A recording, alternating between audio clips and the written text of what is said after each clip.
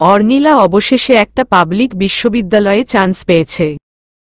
কিন্তু ঢাবিতে চান্স না পাওয়ার দুঃখ তার কখনোই ঘুচবে না। এর মধ্যে তো আছেই ফারাজের দূরত্ব, তার অবহেলা। এই অবহেলা সইতে সইতে সে এখন ক্লান্ত।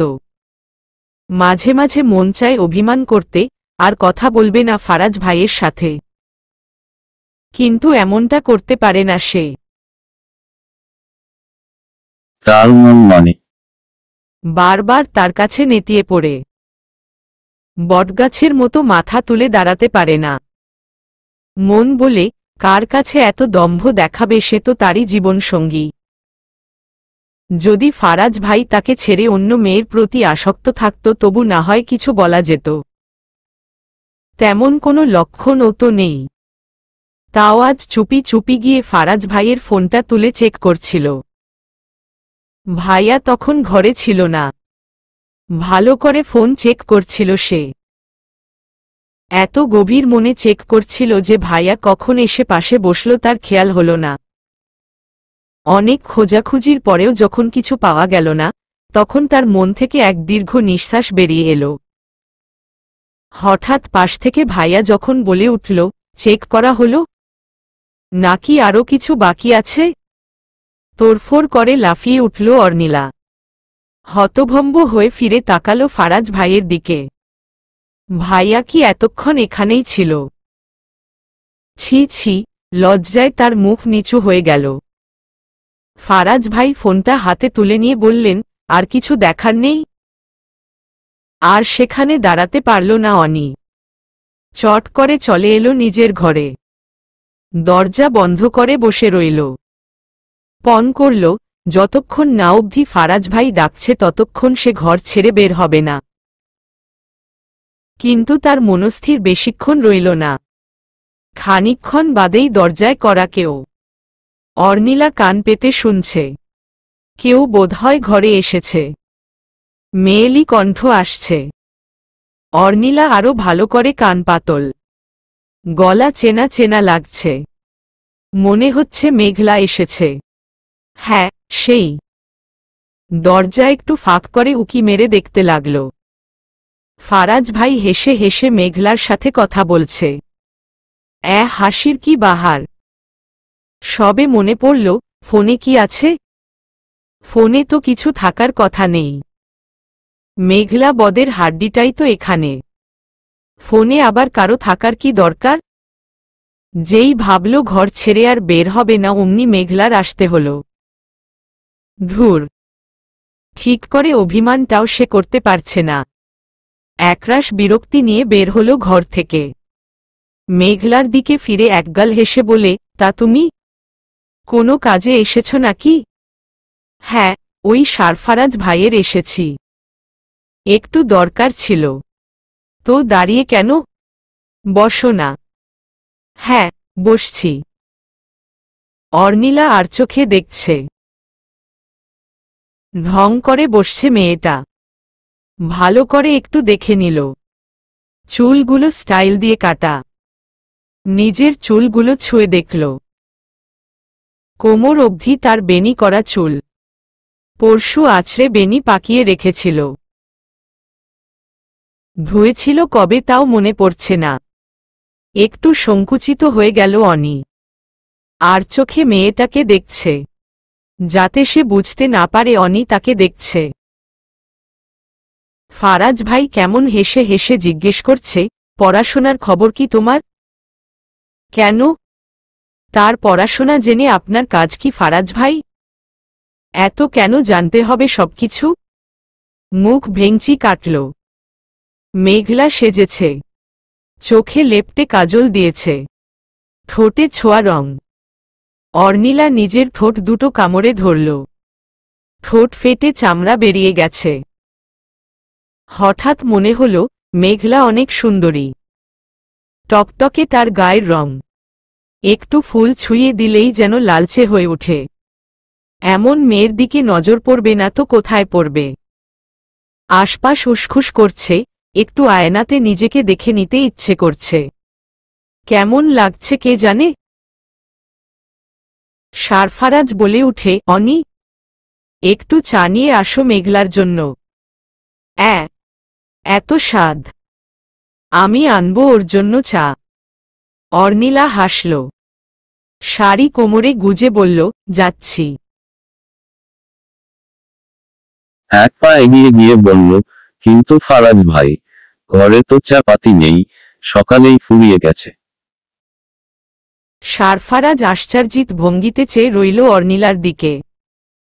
এমনভাবে মেহমানের সামনে এই কথা অনি বলবে তা ধারণার বাইরে ছিল।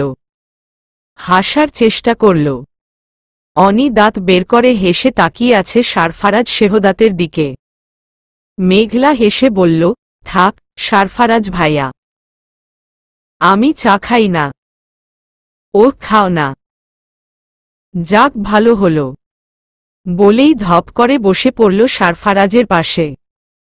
সারফারাজ ধীরে স্বরে বলল, আচ্ছা ঠিক আছে, বিস্কুট নিয়ে আসো। ও তো পরশু শেষ হয়ে গেছে। সারফারাজের অস্বস্তি বোধ হচ্ছে। একটু বিচলিত হয়ে বলল, তাহলে মিষ্টি তো আছে। আমি গতকালই এনেছিলাম। ফারাজ ভাই, আপনি জানেন না। আমি মিষ্টি কত পছন্দ করি। 2 পিসই ছিল। দুপুরেই আমি খেয়ে ফেলেছি। বলেই গালভর্তি হাসল। সারফারাজ নিশ্চিত হয়ে গেল অর্নিলা পুরোপুরি মিথ্যে কথা বলছে। মেঘলার সামনে কিছু বলতেই পারছে না।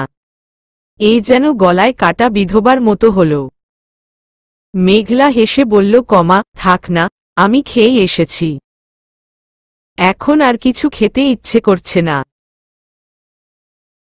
সারফারাজ আর চোখে অনির দিকে তাকাল। অনি এখনো হাসছে। সারফারাজ মুখ ফুটে বলল, নুডলস। অর্নিলা চটপট জবাব দিল, আমার হাত অনেক ব্যথা করছে ফারাজ ভাই, আমি এখন রাঁধতে পারব না। দীর্ঘ নিঃশ্বাস ফেলে সারফারাজ উঠে দাঁড়ায়। মলিন মুখে বলে, তুমি বসো মেঘলা, আমি নুডলস রেঁধে আনছি। অর্নিলা উৎকণ্ঠে বলে, ওই সস্তা নুডলস। চোখ রাঙিয়ে রান্নাঘরের দিকে চলে যায় সারফারাজ। তাতে অর্নিলার কিছু যায় আসে না। করুক গে রাগ। মেঘলা বোধহয় কিছু বলতে চাইছে। অর্নিলা বাধা দিয়ে বলে উঠে, আরে মেঘলা, তোমার টেস্ট এক্সাম কেমন গেল? ভালো। বলেই রান্নাঘরের দিকে উকি ঝুঁকি মারছে। বারবার উসখুস করছে। অর্নিলা চোখে মুখে বিজয়ের হাসি। ভালোই হয়েছে ফারাজ ভাইকে রান্নাঘরে পাঠিয়ে। এই মেঘলার থেকে ভাইয়া যত দূরে থাকবে ততই মঙ্গল। এতক্ষণ তো ভালোই মুখ দিয়ে গড়গড় করে কথা বের হচ্ছিল, এখন আর কথা বলছে না। ইস, ফারাজ ভাইকে দেখলেই মনে হয় মুখটা শুধু চুলকায়। অর্নিলা আবারও জিজ্ঞেস করল, আন্টি কেমন আছে? ভালো। আর তোমার আব্বা? সেও ভালো। অর্নিলা হাসল মেঘলাকে অস্থির হতে দেখে। ইস ক ও কার হ্রস্ব ইনা সুখ লাগছে না। হঠাৎ সারফারাজের কণ্ঠ। অর্নিলা ঠিক শুনল, ভাইয়া তাকেই ডাকছে। মেঘলা চট করে দাঁড়িয়ে বলল, ওই সারফারাজ ডাকছে। বলেই রান্নাঘরের দিকে চলে গেল। অর্নিশা বিস্মিত দৃষ্টিতে তাকিয়ে রইল। এই মেয়ের সাহস তাকে হতবাক করে দিল। রেগে উঠে দাঁড়ায় সে। রান্নাঘরের সামনে দাঁড়িয়ে মেঘলা। ভেতরে সারফারাজ। সামান্য কিছুক্ষণ রান্নাঘরে থেকেই ঘেমে একাকার সারফারাজ। তার কপালে বিন্দু বিন্দু ঘাম জমেছে। সেগুলো শার্টের হাতায় মুছে ফেলল। তাকে দেখতে এখন আরও আকর্ষণীয় লাগছিল। সারফারাজ মনে করল অনি এসেছে। তাই বলে উঠল, অনি ওই তেলের বোতলটা কোথায়? আরে তুমি। মেঘলা হাসে। খোলা চুলগুলো খোপা বাঁধে সারফারাজের সামনে। ভ্রু কুচকে তাকায় সারফারাজ। কিন্তু মেঘলার দিকে নয়, তার পিছনে অনির দিকে। মেঘলা খুশি খুশি মনে বলে উঠে, বাহ সারফারাজ ভাইয়া, আপনি এত ভালো রান্না পারেন। জানেন আমার খুব শখ, আমার বর ও রাঁধতে পারবে। তাহলে এমন বর খুঁজে নেও না মেঘলা, অন্যের বরের দিকে আর নজর নাই বা দিলে। মুখ তৎক্ষণাৎ গম্ভীর হয়ে উঠে অর্নিলার জবাবে। অর্নিলা তাকে পেরিয়ে রান্নাঘরে ঢুকে থমথমে কণ্ঠে সারফারাজকে বলে, ওই তো ওইদিকে তেলের বোতল। সারফারাজ নিশ্চুপে মাথা নাড়ে। মনে হচ্ছে ঘরের আবহাওয়া ঠিক নেই। অর্নিলা ফের মেঘলার দিকে ফিরে হেসে বলে উঠে, তুমি কেন ছুটে এলে মেঘলা? ফারাজ ভাই তো আমায় ডেকেছিল, শুনোনি? ইস, এত ছোট বয়সেই কান দুটো নষ্ট করে ফেললে। সারাদিন কি হেডফোন গুজে গান শুনো নাকি? সারফারাজ ইতস্তত বোধ করছে। সে কিছু বলতেও পারছে না মেঘলার সামনে। মনে হচ্ছে এখন কথা বলাই বিপজ্জনক। মেঘলা ইনিয়ে বিনিয়ে বলল, ওই পানি খেতে এসেছিলাম। কিন্তু পানি তো বসার ঘরেও আছে। কিন্তু ফ্রিজ তো এখানে। আমি ঠান্ডা পানির জন্য এসেছিলাম। ঘরের কি কোথায় সব যেন তোমার মুখস্থ। হ্যাঁ, আগে রোজ আসতাম তো তাই। রোজ আসতে? প্রশ্নটা মেঘলাকে করলেও ফিরে তাকায় সারফারাজের দিকে। অর্নিলার দৃষ্টি যেন ছুরির চেয়েও ধারালো। সারফারাজ ঢোক গিলে। হ্যাঁ, সারফারাজ ভাইয়া একা থাকতেন তাই আম্মু মাঝে সাঝেই তার খোঁজ নিতে পাঠাতো তাই। অর্নিলা হেসে শুধায়, জানো, আমার নিচতলায় একজন নতুন ভাড়াটে এসেছে। বেচারাও একা থাকে। সে কিন্তু আবার মেয়ে। তার খোঁজখবর নিতে যেতেও তো পারো, তাই না? কারণ এখন তো সারফারাজ ভাইয়ার খোঁজ নেওয়ার জন্য তার বউ আছে। তাই এই বাসায় যখন তখন না আসাটাই ভালো। সোজাসুজি কথাগুলো বলে মেঘলাকে থমকে দিল অর্নিলা। মেঘলা আর এক মুহূর্ত দাঁড়ায়নি। ভাইয়া, আমি আসি বলেই দ্রুত বের হয়ে গেল। অর্নিলা বলে উঠল, সে কি? ঠান্ডা পানি খাবে না? কথাখানা তার কানে গেল কি না জানা নেই, কিন্তু পরক্ষণেই ফারাজ ভাইয়ের দিকে তাকিয়ে ঘন ঘন নিঃশ্বাস ফেলল। তার রক্তবর্ণ দৃষ্টি অতঃপর চটে বেরিয়ে গেল।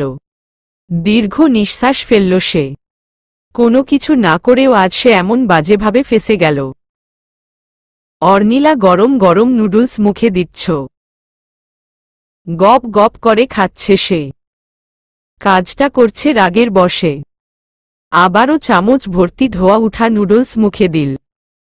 সারফারাজ গ্লাসে পানি ঢেলে এগিয়ে দিল। অর্নিলা পানির দিকে ফিরেও তাকাল না। আবারও যেই না নুডলস মুখে দিতে যাবে অমনি সারফারাজ তাকে থামিয়ে দিল। অশ্রুসিক্ত নয়নে অর্নিলা ফিরে তাকাল সারফারাজের দিকে। সারফারাজ শক্ত কণ্ঠে বলে উঠল, অনেক হয়েছে। থামো এবার। কেন? কেন থাম? সরুন, আমার খিদে পেয়েছে। তাই বলে এমন রাক্ষসের মতো খাবে? আর আমি জানি তোমার মোটেও খিদে পায়নি। রাগে তুমি এমনটা করছ। বেশ করছি। আপনার কি তাতে? অনি প্লিজ। ও বাচ্চা মানুষ, একটু উড়নচণ্ডী আর চঞ্চল। তাই বলে তুমি তো বাচ্চা নও। তুমিও এমন করবে? ও তাই তো। আমি তো এখন বড় হয়ে গেছি ফারাজ ভাই। মেঘলা এখন বাচ্চা, তাই উড়নচণ্ডী এমন তো করবেই। কই ফারাজ ভাই, যখন আমি এমন করতাম তখন তো আপনি এই কথা বলতেন না। আপনি তো এমন হেসে তখন আমার সাথে কথা বলতেন না। আপনার কাছে ঘেঁষতেই দিতেন না। দূরে পালিয়ে বাঁচতেন। বলতেন আমি ছোট। তখন এত মায়া কোথায় ছিল? আর এখন বলছেন মেঘলা ছোট। বাহ, চমৎকার। দু চোখ বেয়ে অশ্রু ঝরছে। সারফারাজ নিশ্চুপ দৃষ্টিতে চেয়ে আছে। অনির বলা তীক্ষ্ণ কথাগুলো তার বুকে এসে বিঁধেছে। অনি চোখ দুটো মুছে উঠে দাঁড়াল। 2 পা এগুতেই হঠাৎ মনে হল সারফারাজ তার বাহু আকরে ধরেছে। অনি পিছন ফিরল। ফারাজ ভাইয়ের মলিন দৃষ্টি তার উপর। কিছু বলার আগে ফারাজ ভাইয়ের হেঁচকা টানে তার কাছে ধরা পড়ল অর্নিলা। ফারাজ ভাই হাত রাখল তার কোমরে। রোজ রোজ ফারাজ ভাইকে দেখানোর জন্যই শাড়ি পরে ঘুরে বেড়ায় সে, কিন্তু কখনো এভাবে ফারাজ ভাই তাকে কাছে টেনে নেয়নি। তার হাত দুটো ফারাজ ভাইয়ের বুকের উপর। কেন জানি সে দৃষ্টি মেলাতে পারছে না। আবারও তার চোখে অশ্রু ভরে উঠছে। আজ এই বাড়িতে প্রায় 1.5 মাসের কাছাকাছি। কখনো তো ফারাজ ভাই এমন আবেগে তাকে কাছে টেনেনি। তার উষ্ণ হাতের ছোঁয়া কখনোই এভাবেই তাকে ছোঁয়নি। আজ হঠাৎ কি হল? অশ্রু গড়িয়ে পড়ল চোখ বেয়ে। কানে ভেসে এলো সেই স্বর, অনি। সর্বাঙ্গ কেঁপে উঠে এই কণ্ঠে। তার মনের আবেগ, অনুভূতি সব মিশে একাকার। ফারাজ ভাইয়ের ঠান্ডা হাত তার চিবুকে এসে ঠেকেছে। মুখ তুলে চাইল সে। ফারাজ ভাইয়ের ঝাপসা মুখের দেখা মিলছে। সে বুঝতে পারছে ফারাজ ভাই তার কাছে আসছে, আরও কাছে, অনেক কাছে। আচমকা তার নিঃশ্বাস বন্ধ হয়ে গেল, নিঃশ্বাস নিতে পারছে না সে। 2 হাতে খামচে ধরল সারফারাজের শার্ট। চারদিক তখন নিস্তব্ধ, নীরব ঠেকেছে তার কাছে। সেই ঠোঁটের স্বাদ কমা, সেই প্রেম, সেই ভালোবাসা তার অস্থির মনকে শান্ত করে তুলছে। সেই যেন কোনো এক ঢেউ খেলানো সমুদ্র। খানিক বাদে ছাড়া পেল সে। লজ্জায় মুখ তুলে তাকাতে পারল না। কোমর থেকে হাতটাও আস্তে আস্তে সরে গেল। অনিও ছেড়ে দিল শার্টটা। কি যে বলা উচিত, করা উচিত সারফারাজ সেটা বুঝতে পারল না। চোখের চশমাটা পরে এদিক ওদিকে তাকাল সে। হঠাৎ অর্নিলা বলে উঠল, আরও কিছুক্ষণ চুমু খেতে পারলেন না ফারাজ ভাই? এত কিসের তাড়া ছিল আপনার? বিহবল দৃষ্টিতে অর্নিলার মুখের দিকে তাকিয়ে রইল সারফারাজ। মেয়েটা কি সহজেই কথাগুলো বলে ফেলল। সে মিনমিনিয়ে বলল, আমার কাজ আছে, বলেই ঘরের দিকে চলে গেল। কিন্তু অর্নিলার হাত থেকে বাঁচা কি এতই সহজ? সেও নাছরবান্দা। পিছন পিছন এগিয়ে বলে উঠল, এখন কিসের কাজ ফারাজ ভাই? শুনুন না আমার কথাটা। আরেকবার চুমু খান আমায়। অনি, চুপ করো। কেন চুপ করব কেন? তোমাকে কিছু বলাই বেকার, বলেই ধপ করে দরজাটা বন্ধ করে দিল। অনি চমকে উঠল। এ কি? এটা কেন হলো? ফারাজ ভাই এটা কি করল? কিছুক্ষণ দরজায় কড়া নেড়েও কোনো লাভ হল না। ভাইয়া দরজা খুলেনি। একরোখা ছেলে একটা। রেগে নিজের ঘরের দিকে চলে গেল। রাতের বেলা ফারাজ ভাইয়ের ঘরের দরজা খোলা দেখতে পেয়েই অনি দরজার গোড়ায় এসে দাঁড়াল। সারফারাজ পিছন ফিরল। চেয়ে দেখে অর্নিলা বড় পরিপাটি হয়ে একটা বালিশ হাতে দাঁড়িয়ে আছে।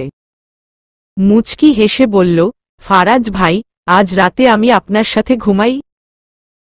সারফারাজ জবাব দিল না। আসলে অর্নিলা জবাবের আশাই করেনি। ফট করে ঘরে ঢুকে সোজা বিছানার উপর বসে পড়ল। বালিশ রেখে চাদর টেনে শুয়ে পড়ল। সারফারাজ কিছুক্ষণ হা হয়ে তার দিকে তাকিয়ে থাকল। অতঃপর বইয়ের দিকে মনোযোগ দিল। অর্নিলা কিছুক্ষণ পরপরই জিজ্ঞেস করতে থাকল, ফারাজ ভাই, আপনার পড়া শেষ হয়নি, কখন ঘুমাবেন? সারফারাজ জবাব দিল না। ফারাজ ভাই, ও ফারাজ ভাই, আমার দেরি হবে অনি। আচ্ছা। আনমনে অপেক্ষা করতে লাগল। একটু ফোন নেড়েচেড়ে দেখল। আবারও ফিরে চাইল। ফারাজ ভাই তখনও বই ছেড়ে উঠেনি। এভাবে অপেক্ষা করতে করতেই সে ঘুমিয়ে গেল। সারফারাজ পিছন ফিরল। অর্নিলার ঘুমন্ত মুখের দিকে ফিরে একগাল হাসল সে। উঠে দাঁড়াল। বিছানার কাছে এগিয়ে এসে তার কপালে একটা চুমু খেল। হেসে বলল, পাগল মেয়ে একটা। অর্নিলা তখন একটু নড়েচড়ে উঠল। আলো নিভল। সারফারাজ একপাশে শুয়ে পড়ল। অর্নিলার ঘুম তখনও ভাঙেনি। ঈদের ছুটিতে সারফারাজ আর অর্নিলা ফের এসেছে মোহনগঞ্জ। তবে বেশি দিনের জন্য নয়। সারফারাজের ছুটি তেমন পায়নি। 20 রোজ অবধি তো শহরেই ছিল। শাহিনুর বেগম কতবার করে ফোন করলেন চলে আসতে। একটাই তো রোজা, তাও বছর ঘুরে। তাও বুঝি দুজনের সময় হল না। অর্নিলা ব্যস্ত পড়াশোনা নিয়ে আর সারফারাজ ব্যস্ত মেডিকেল নিয়ে। অর্নিলা তবুও যেন সকল ব্যস্ততা কাটিয়ে যেতে পারত, কিন্তু গেল না। কেমন করে যাবে? বরকে এখানে একা ফেলে কি যাওয়া যায়? এতদিন পর গ্রামে নিজ বাড়িতে ফেরত এসেছে, যেন বুক ভরে শ্বাস নিল অর্নিলা। রোজার শুরু থেকেই আরাফাত এখানে। আরাফাত চান্স পেয়েছে বুয়েটে। যাক, তার স্বপ্ন পূরণ হল। তাদের এক জুটির 2 স্বপ্ন ছিল। একজন পূরণ করতে পেরেছে বলে অর্নিলা বেশ খুশি। সেখানে হোস্টেলে থেকেই পড়াশোনা করছে সে। অর্নিলা বসার ঘরে এসেই দেখতে পেল আরাফাত চেয়ারে বসে আম খাচ্ছে। অর্নিলা আহম্মকের মতো কতক্ষণ চেয়ে রইল। দুপুর গড়িয়ে গেছে। এই রোজার সময় এত বড় হাবলা ছেলে নাকি রোজা রাখেনি। সোফার কুশন গায়ে ছুঁড়ে মেরে বলল, কি রে হাবলা, তুই রোজা রাখিসনি কেন? আরাফাত উল্টো হাসল। বলল, খাবি। তার ছেলেবেলার অভ্যাস। সবসময় অর্নিলাকে জ্বালাতন করা তার চাই। অর্নিলা মুখ ভেঙচি কেটে বলল, আমি তোর মতো নাকি রে? আম্মু জানে তুই এই কাজ করেছিলি। মা, ও মা, এসে দেখো, তোমার হাতির মতো ছেলে রোজা না রেখে আম খাচ্ছে। সারফারাজ ব্যাগ হাতে নিয়ে ঢুকল। ঘেমে একাকার, ক্লান্ত দেহ নিয়ে সোফায় বসে পড়ল। শাহিনুর বেগম ছেলের পিছন পিছন এসে মাথার উপর ফ্যানটা ছেড়ে দিলেন। ধীরে সুস্থে বললেন, ওকে বলিস না কমা, ও শরীর ভালো নেই। শরীর ভালো নেই? সব ভ্রম। ছেলে তো, তাই দোষ দেখতে পাও না? এভাবে কেন বলছিস? আমি কি সবসময় তোর দোষ দেখি বলতো? ছেলেটা গতকাল থেকে ইফতারের পর থেকেই শরীরটা খারাপ। কয়েকবার বমি করেছে। স্যালাইন ও দিয়েছে রাতে একটা। আজকের দিনটা যাক। হ্যাঁ, তাই বলে এভাবে রাক্ষসের মতো খাওয়া দাওয়া করবে? চুপ কর, এভাবে বলিস না। সারফারাজ, তুমি রোজা তো? সারফারাজ মাথা নাড়ল। অর্নিলা মুচকি হেসে বলে, আমিও রোজা মামনি। লক্ষ্মী মেয়ে, তোমার ছেলের মতো অর্কমানা। ভালো হয়েছে, যা ঘরে নিয়ে ফ্রেশ হয়ে নে। সারফারাজ, ঘরে যাও। সারফারাজ উঠে দাঁড়াল। এক হাতে ব্যাগ নিয়ে সামনে এগিয়ে গেল। আরাফাতের মাথায় হাত বুলিয়ে বলল, শরীর কেমন? ভালো তো। প্রেশার লো ছিল নাকি? হ্যাঁ, তেমনটাই। একদম নিচে নেমে গেছে। এখন ভালো আছি। কিরে বুড়ি, আম খাবি? এই দেখ। বলেই কামড় বসাল। অর্নিলা মুখ ভেঙচি কেটে চলে গেল। আম তার ভীষণ পছন্দ। আর এই পাকনা ছেলে তাকে এভাবে খোঁচা দিচ্ছে। সারফারাজ মৃদু হেসে বলল, পড়াশোনার চিন্তা এবার একটু কমিয়ে কর, তাহলেই শরীর ঠিক থাকবে। তারাবিহ নামাজ শেষে সারফারাজ, আরাফাত আর আরিফ হাসান একসাথে বাসায় ঢুকলেন। অর্নিলা বেলের শরবত করে রেখেছিল। মা ও নামাজ শেষে ঘর ছেড়ে বের হলেন। বসার ঘরে সবাই একসাথে। দেখে তার ভীষণ আনন্দ হচ্ছে। দুদিন বাদে শ্রেয়মী, রুদমিলা, ফরহাদ সকলে চলে আসবে। বাড়ি আরও জমজমাট হয়ে উঠবে। ভাবতেই খুশিতে তার চোখ দুটো ভরে উঠল। দ্রুত চোখ মুছে খাবারের কথা বললেন তিনি। সারফারাজের শরীর ম্যাজম্যাজ করছে। সে বলে উঠল, এখন আর খাব না, ঘুমাবো। মাঝরাতে একবারে উঠে খাব। হাঁটা ধরল ঘরের দিকে। পিছন পিছন এসে হাজির হল অর্নিলা। সারফারাজ তখন সবে গায়ের পাঞ্জাবি খুলে বিছানার উপর রাখল। অর্নিলা পাঞ্জাবি হাতে তুলে নিয়ে একদৃষ্টিতে তাকিয়ে রইল ফারাজ ভাইয়ের দিকে। ব্যাপারটা সে বুঝতে পেরেছে। সেও এদিক ফিরল। দুজনের চোখাচোখিতে অর্নিলা মুখ টিপে হেসে উঠল। তার লজ্জা মাখা হাসির মানে দাঁড় করাতে সময় লাগল না সারফারাজের। ড্রয়ার থেকে একটা টি শার্ট নিয়ে অর্নিলার মাথা টোকা মেরে বলল, রোজার মাসে এসব আজেবাজে চিন্তা বাদ দে অনি। ওমা, আজে বাজে চিন্তা আবার কি ফারাজ ভাই?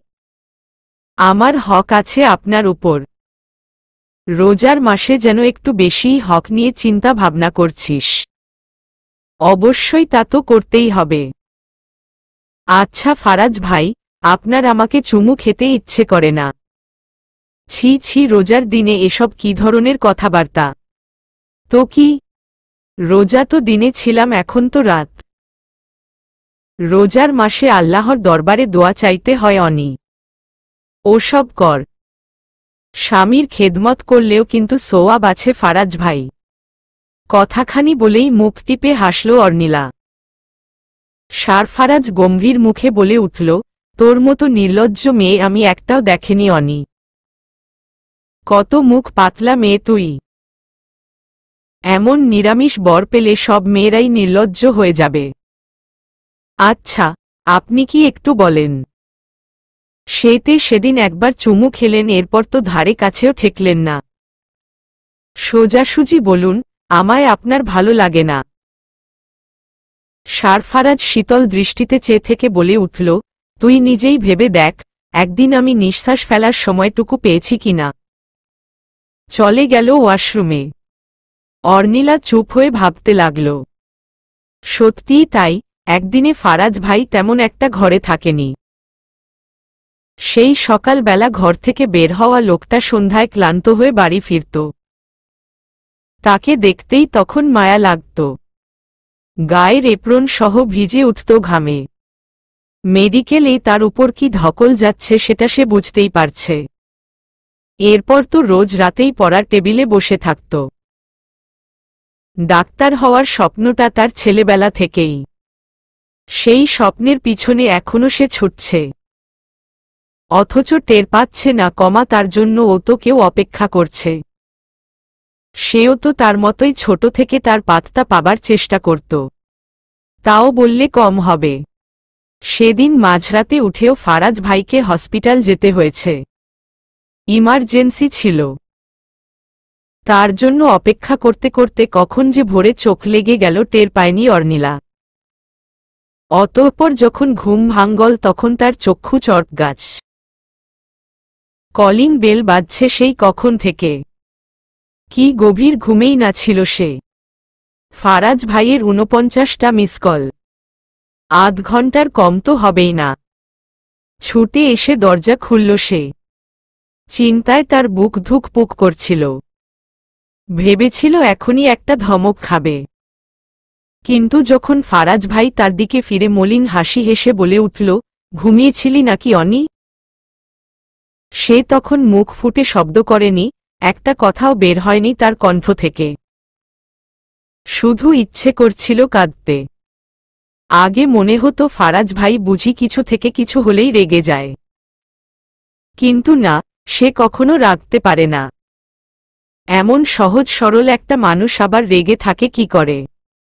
এরপর রোজা। এতগুলো রোজা গেল, সে প্রতিদিন রোজা রেখে মেডিকেলে ছোটাছুটি করে এসেছে। মাঝে মাঝে তো মাঝরাস্তায় মাগরিবের আজান দিয়ে দিত। কে জানে কিভাবে সামাল দিত। অনি বুঝে পারে না, এই লোকটা এমন কেন। দরজা খোলার শব্দ। ফিরে তাকালো সে। সারফারাজ চেঞ্জ করে বের হয়েছে। পরনে বাদামি রঙের টি শার্ট আর ট্রাউজার। দেখে বড্ড ক্লান্ত লাগছে। এখনই বিছানা পেলে সে ঘুমিয়ে পড়বে। সত্যি সত্যি তাই হল। সেই ঘুমিয়ে পড়ল। অর্নিলা হেসে উঠল। যাক, এত বছর অপেক্ষা করতে পারলে আরও কিছুদিন সে অপেক্ষা করতে পারবে। এই নিরামিষ বরকে আমিষ বানিয়ে সে ছাড়বেই। রাতে ঘুমানোর সময় সারফারাজের কপালে হাত রাখল অর্নিলা। চুমু খেল তার ললাটে। কপালে হাত বুলাতে লাগল। ক্রমশই তার কোল যেন দখল করে ফেলছিল ঘুমন্ত সারফারাজ। অর্নিলা মোটেও বাধা দেয়নি, আগলে নিয়েছিল তাকে। তাকে আগলে ধরে চোখ বুজে নিল সে। মাঝরাতে ঘুম ভাঙল সারফারাজের। নিজেকে অর্নিলার কোলের মাঝে দেখে মোটেও অবাক হয়নি সে। এমনটা এর আগে বহুবার হয়েছে। ঘুম থেকে জাগলে নিজেকে অর্নিলার কাছেই পায় সে। দুহাতে সে আগলে নেয় তাকে। ঘড়ির দিকে ফিরে তাকাল। 3টা বাজতে চলল। মা বুঝি এখনই উঠে যাবে। সারফারাজ উঠে নিল। আবারও ফিরে তাকালো অর্নিলার দিকে। ঘুমন্ত অর্নিলার ললাটে চুমু খেল। হাতখানা রাখল থিতুনি। ল্যাম্পশেডের অল্প আলোতে অর্নিলার মুখশ্রী উজ্জ্বল হয়ে উঠছিল। সারফারাজ মায়ার জালে আটকে যাচ্ছিল ক্রমশ। হাতের আঙ্গুল দিয়ে অর্নিলার ওষ্ঠাধবর ছুঁয়ে দেখল। অর্নিলার তখনকার কথাগুলো মনে পড়ল। আচমকা হেসে চুপসে গেল। সত্যিই তার আফসোস হচ্ছিল। অনেকদিন যাবৎ অনিকে সে সময় দিতে পারছে না। কিন্তু এভাবে আর কদিন। অনি এখন তার বউ, তার সম্পর্কের জটিলতা ভেঙে এখন অনেকটা সহজ। এখনো পিছিয়ে থাকা কি ঠিক? চুমু খেল ঘুমন্ত অর্নিলার ওষ্ঠাধবরে। তার ঠোঁট দুটো নড়েচড়ে উঠল। এই যেন বলছে, ইস, এত ছোট চুমু খেলেন ফারাজ ভাই। আরেকটু খেলে আপনার কি বয়ে যেত? সারফারাজ হেসে উঠল। তার এমন কথাবার্তা শুনে সে না হেসে পারে না। উঠে গেল অজু করতে। এসে তাহাজ্জুদ নামাজ শেষে অনিকে ডাকতে লাগল। এই মেয়ে উঠেনি। উল্টো চাদরে মাথা ঢেকে হাহু করতে লাগল। থাক, আর ডাকেনি সারফারাজ। আজ কম ধকল যায়নি। ঘর ছেড়ে বেরিয়ে গেল। রান্নাঘর থেকে টুকটাক শব্দ আসছে। মা উঠে গেছে। বাবা বসার চেয়ারে বসে আছেন। আরিফ হাসান ছেলেকে দেখতে পেয়ে কাছে ডাকলেন। শুধালেন, অনি উঠেনি? না, ঘুমাচ্ছে। থাক, আরেকটু পর উঠবে।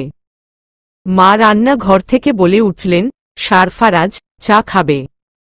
হ্যাঁ, খাব। 2 কাপ চা নিয়ে মা এলেন। আরিফ হাসান আর সারফারাজ ছেলেকে নিয়ে বারান্দার দিকে গেলেন। বাতি জ্বালালেন। বেতের চেয়ারে বসে বললেন, বলো, কেমন আছো? অনির সাথে তোমার সম্পর্ক সহজ হলো আদৌ? সে রাতে যা করেছিলে তার জন্য ক্ষমা চেয়েছ? সারফারাজ মাথা দুলিয়ে না করল। সত্যিই সে এখনো ক্ষমা চাইতে পারেনি। তার ক্ষমা চাওয়া উচিত। আরিফ হাসান চায়ের কাপে চুমুক দিয়ে বললেন, বসো। সারফারাজ বসে পড়ল। দীর্ঘদিন পর বাপ ছেলে মুখোমুখি। 2-4টে কথাবার্তা হচ্ছিল তাদের মাঝে। খানিক বাদে মা এসে খেতে ডাকলেন। পিছন পিছন অর্নিলা হাজির। তার ঘুম পুরোপুরি এখনো ভাঙেনি। ইয়া বড় একটা হামি ছাড়ল সে। শ্রেয়মী, রুদমিলা আর ফরহাদ চলে এসেছে। সবাই রুদমিলাকে নিয়ে হাসি ঠাট্টা করছে। ঈদের পরেই তার বিয়ে। বিয়ের পরেই সারফারাজ আর অর্নিলাকে শহরে যেতে বলছে। ছেলে কি করে? নাম ধাম কি? এসব জিজ্ঞেস করতে করতে অর্নিলা ক্লান্ত হয়ে গেল। সারফারাজ দূরে বসে বলল, একটু থেমে বল অনি, রোজা রেখে কেউ এত কথা বলে? কিছুক্ষণ পর দেখবি হুটহাট করে পানি খেয়ে ফেলবি। ধীরে সুস্থে কথা বল। অর্নিলা মুখ ভেঙচি কাটল। সকলে হাসতে লাগল। এই ভুল অর্নিলা প্রতি রোজায় করে। সব সময় তার এই কাণ্ড নিয়ে হাসি তামাশা হয়। ফরহাদ সোফার কোনায় বসে পড়ল। তাকে দেখে বেশ চিন্তিত লাগছে। সারফারাজ শুধালো, কিছু হয়েছে? বসো। বিরাট কাণ্ড ঘটেছে। কি? আমার গার্লফ্রেন্ডের বিয়ে ঠিক হয়েছে। গার্লফ্রেন্ডের বিয়ে মানে? তুই এর মধ্যেই নতুন জুটিয়ে ফেলেছিস, তার বিয়েও ঠিক হয়ে গেল। কি রে, তোর কি পুত্র রাশি নাকি? যেই মেয়েকেই ভালো লাগে তার পিছনেই বর ছুটে বেড়ায়। ফরহাদ মুখ গম্ভীর করে বলল, প্রথমত পুত্র রাশি বলে কোনো রাশি নেই। আর আমি কি জানব? যাকেই ভালো লাগে তার ফ্যামিলি উঠে পড়ে লাগে বিয়ের জন্য। তা ভালোই। চাচিকে বল। কোনো মুখে বলি, রুদমিলার বিয়ে এখন বলা যায়। ওর বিয়ে ঠিক হওয়ার আগে বললেও হতো। শালার ভাগ্যটাই খারাপ। বুঝলাম। মেয়েটা কিন্তু মেয়েটা কে? ওই না। সারফারাজ উঠে দাঁড়িয়ে বলল, নাজিয়া। হ্যাঁ, তুই জানলি কি করে? দুজন মুখোমুখি তাকাল। ফরহাদ সামনে তাকিয়ে দেখল স্বয়ং নাজিয়া দাঁড়ানো। ও নাজিয়া তার দুঃসম্পর্কের বোন। ফরহাদ ওকেও ছাড়েনি। হতভম্ব হয়ে ফিরে তাকাল। ফরহাদ হেসে বলল, চুপসে যাবি? আগের কথা কিছু বলবি না? হ্যাঁ, ও আমার বোন হয় ফরহাদ। তাতে কি? আপন তো না। মেয়েটা ভালো। অনেকদিন ধরেই পিছনে পড়েছিল তাই পাত্তা দিলাম। তোর পিছনে নাজিয়া পড়েছিল। আর কিছু? তুমি আর কি বুঝবা আমার খেল? আমি যে কি তা তো জানো না। ক্যারেক্টারলেস। ছি, রোজার মাসে এসব বাজে কথা কেউ বলে নাকি? সারফারাজ আর চোখে তাকাল। ফিরল নাজিয়ার দিকে। বেচারি যেন ফরহাদকে দেখে শরমে মরে যায়। ফরহাদ সত্যি তাহলে মিথ্যে কিছু বলেনি। ও পাক্কা প্লে বয়। আত্মীয় স্বজন আরও আসতে শুরু করেছে। অর্নিলা বড় ফুফু, ছোট ফুফু চলে এলো। তাদের ছেলে মেয়েও বটে। ছোট ফুপুর মেয়ে ইরা হুট করে অর্নিলার হাত টেনে আড়ালে চলে গেল। জিজ্ঞেস করল, কি রে? কি শুনলাম এসব? তোর আর সারফারাজের মধ্যে নাকি কিছুই হয় নাই? ইরার কথা শুনে ভ্যাবাছাকা খেয়ে গেল অর্নিলা। আমতা আমতা করে বলল, কে বলল এসব? এমন কিছু তো না। ইরা ভ্রু কুচকাল। না চুচিয়ে বলল, কমা, সত্যি তো। সারফারাজ তোকে সুখে রেখেছে। অবশ্যই। খারাপ কেন রাখবে? হ্যাঁ, শুনেছি আলাদা নাকি থাকছিস। তা অনেকদিন তো হল। 6 মাস তো হতেই চলল। কোনো সুখবর নেই। অর্নিলা বুক কেঁপে উঠল। ইরা আপু কথাবার্তা কেমন ধারালো ঠেকেছে তার কাছে। সে পাশ কাটিয়ে বলল, হবে। এত তাড়াহুড়োর কি আছে? কিছু নেই। 2 বছরের বেশি হয়ে গেল বিয়ের। এখন নয়তো কখন অনি? আমার ছোট ননদের বিয়ের আজ 6 মাস যেতে না যেতেই সুখবর পেয়ে গেলাম। তোরটা কবে পাব? অর্নিলা মুখ টিপে হেসে বলল, তোমার ননদ তো দেখি আপু অলরাউন্ডার। সবাই কি তার মতো নাকি? ঝাঁঝিয়ে উঠল ইরা। এসব কি কথা? তুই কি এখনো ছোট কিছু বুঝিস না? এখন নয়তো কবে? যত তাড়াতাড়ি হবে ততই তো ভালো, তাই না? কি হবে গো আপু? মজা করিস না অনি। বাচ্চা হবে। বাচ্চার মা হবি কবে? ও এই কথা। এদিক ওদিক ফিরে তাকালো সে। খুঁজছে একজনকে। গেল কোথায়?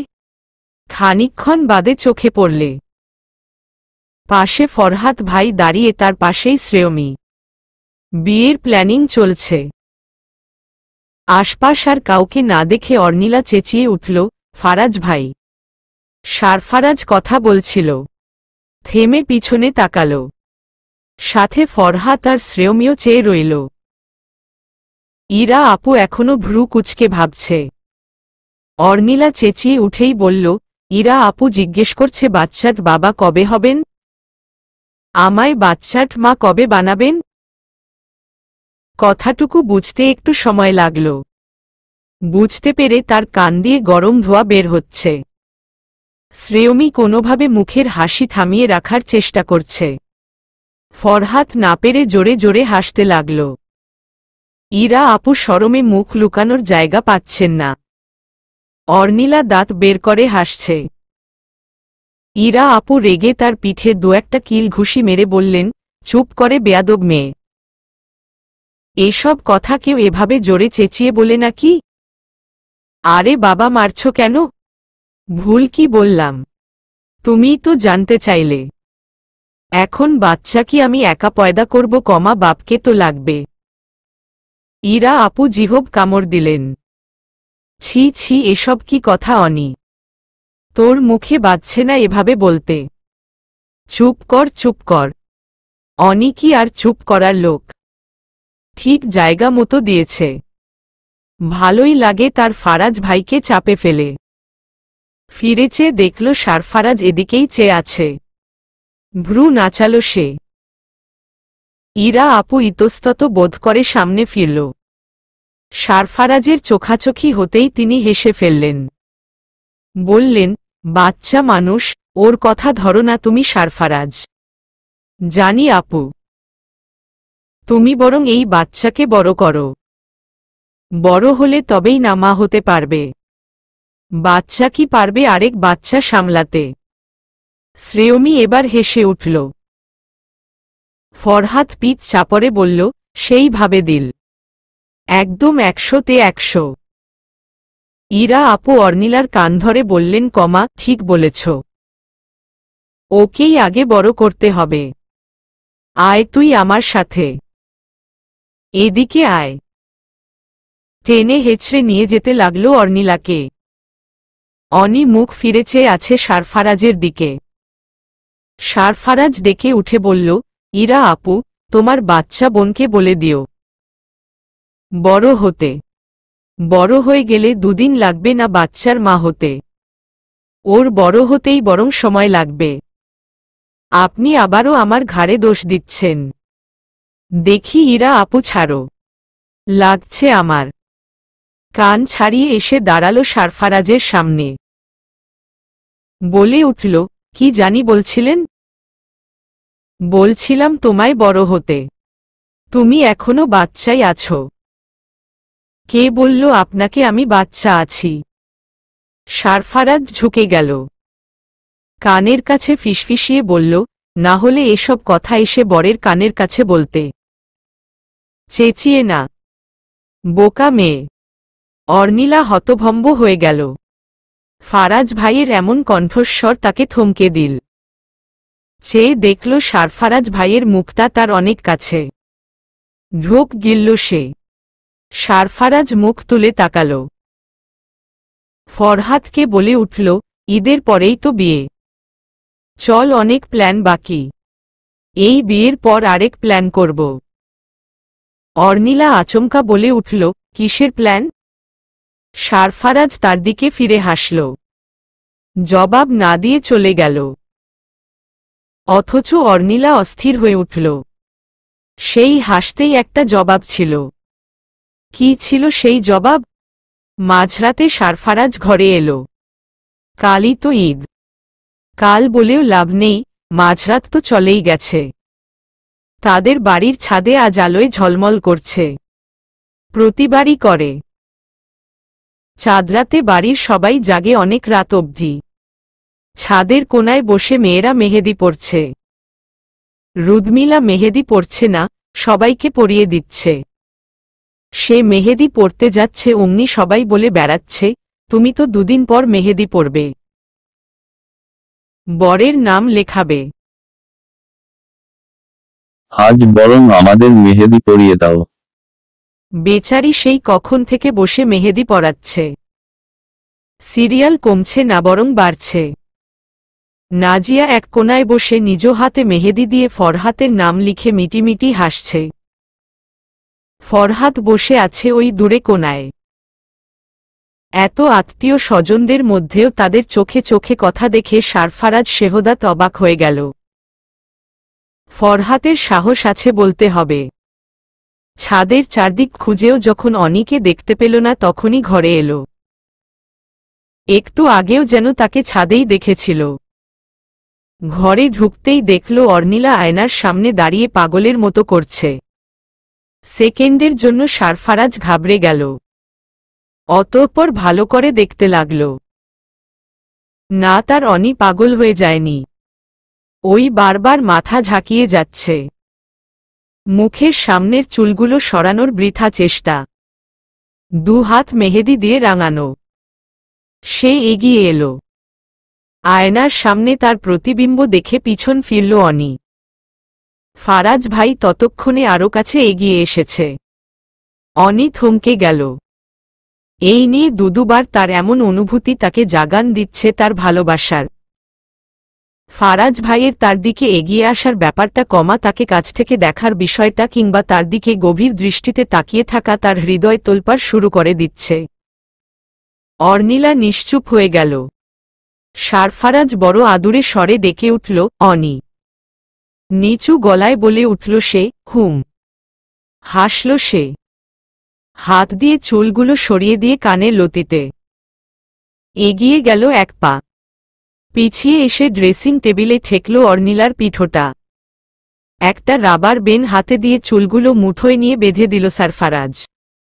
অনি বড় বড় চোখ করে দেখছে। তার যেন বিশ্বাস হচ্ছে না। তার বরের এত পরিবর্তন। হুট করেই বিষয়টা ভাবিয়ে তুলছে তাকে। সারফারাজ পিছিয়ে গেছে সেই কখন, অথচ তার কাছে থাকার রেশ এখনো ভুলতে পারেনি অনি। তার মুগ্ধ দৃষ্টির প্রতিটা পলকে যেন তার ভালোবাসার জাগান দিচ্ছে। হঠাৎ তার ঘোর ভাঙে।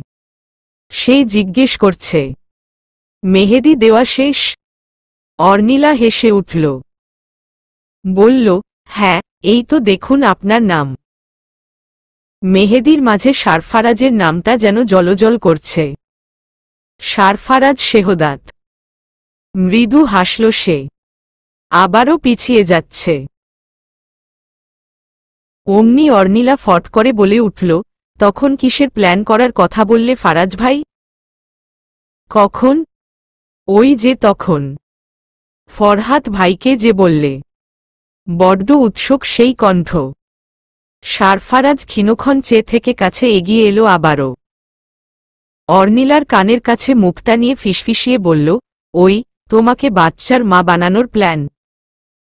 শিউরে উঠল অর্নিলা। হঠাৎ করেই সারফারাজের প্রতিটা কথা, তার কথা বলার স্বর সবকিছু তার শিউরে তুলছে। ভয়ঙ্করভাবে সম্মোহিত হয়ে যাচ্ছে সে। সম্মোহিত সেই কণ্ঠ। হঠাৎ দরজায় শব্দ হল। আরাফাত ঘরের সামনে দাঁড়িয়ে বলল, বুড়ি আছিস? সারফারাজ স্বরে দাঁড়াল তৎক্ষণাৎ। অর্নিলা যেন হাফ ছেড়ে বাঁচল। কোমল কণ্ঠে বলে উঠল, হ্যাঁ আছি। দেখতে দেখতে বিয়ের দিন চলে এসেছে। আগামীকালই তো বিয়ে। সবাই মহাব্যস্ত। পুরো পরিবার মিলে হাজির হয়েছে ফরহাতের বাসায়। তার বোনের বিয়ে। দায়িত্ব তার কিছুও কম না। গায়ে হলুদের অনুষ্ঠান শুরু হবে বৈকি। গান বাজছে ধীরে ধীরে। মেহমান সবে আসতে শুরু করেছে। অর্নিলা হলুদ রঙের শাড়ি পরে বের হল সবে। তার হাতে গাজরা। খুব শখ ফারাজ ভাই নিজ হাতে এই গাজরা তার খোপায় বাঁধবে। মনে মনে তার কত আশা। বিয়ে তো গতকালই শেষ হয়ে যাবে। এরপর সে তার কাছে আসবে। সেদিন নিজেই তো বলল, বিয়েটা শেষ হোক। লজ্জায় নাক কান লাল হয়ে উঠল অর্নিলা। ছি, এসব কি ভাবছে সে? মুখ টিপে হেসে এদিক ওদিক খুঁজে যাচ্ছে। কোথায় গেল সে? এদিক ওদিক খুঁজতে খুঁজতে ফরহাতের দেখা মিলল। তার কাছে নিশ্চয়ই তার হুদিস মিলবে। জিজ্ঞেস করতেই দেখিয়ে দিল, ওই তো ওদিকে দেখলাম। অর্নিলা হেসে সেদিকেই পা বাড়াল। কার সাথে ফোনে যেন কথা বলছে মনে হল। একটু দূরে দাঁড়িয়েই ভাবছে, কথা শেষ হলেই এগিয়ে যাবে। খানিকক্ষণ বাদে কথা বলা শেষ হল। অর্নিলার উৎসুক চাহনি যেন সবটা বলে দিতে চায়, কিন্তু তার অস্থির মুখখানা দেখে চেপে গেল। শান্ত কণ্ঠে বলল, কি হয়েছে ফারাজ ভাই? সারফারাজ ঘন ঘন শ্বাস ফেলছে। এক নিঃশ্বাসে কতগুলো কথা বলল, সবগুলোই যেন অর্নিলার মাথার উপর দিয়ে গেল। শুধু দুটো কথা শুনল সে চলে যাবে। আজ রাতের মধ্যেই তাকে ঢাকায় ফিরতে হবে। ইমার্জেন্সি পেশেন্ট আছে, কাল অপারেশন। শরীফুল ইসলাম তাকে সেখানে থাকতেই বলেছে। যেভাবেই তো তার থাকা চাই। রাতের শেষ ট্রেনেই সারফারাজ চলে যাবে। এক বিন্দু সময় নষ্ট করেনি। কখন যে তারা দুজন বাবাকে জানালো, কখন যে নিকুঞ্জ নিবাস ফিরল, কখন সারফারাজ চেঞ্জ করে ব্যাগ হাতে বেরিয়ে পড়ল, কিছুই মনে করতে পারছে না অনি। শুধু এতটুকু মনে পড়ে রেল স্টেশনে তার হাতে তখনও সেই গাজরা। এতক্ষণ হাতের মুঠোয় থাকার কারণে এখন ঝরে ঝরে পড়ে যাচ্ছে। তার কান্না পাচ্ছে ভীষণ। ট্রেন ছেড়ে চলে গেছে আরও অনেক আগে। আরাফাত তার পাশে দাঁড়িয়ে ক্ষীণ স্বরে বলল, মন খারাপ করিস না বুড়ি, ভাইয়ার কাজটাই তো এমন। অনি বুঝল, সামলে নিল নিজেকে। তাকে অনেক কিছুই বুঝে নিতে হয় নিশ্চুপে, কারণ সে বড় হচ্ছে। বড়রা সবকিছু মুখ ফুটে বলতে পারে না, কখনো না। চলবে।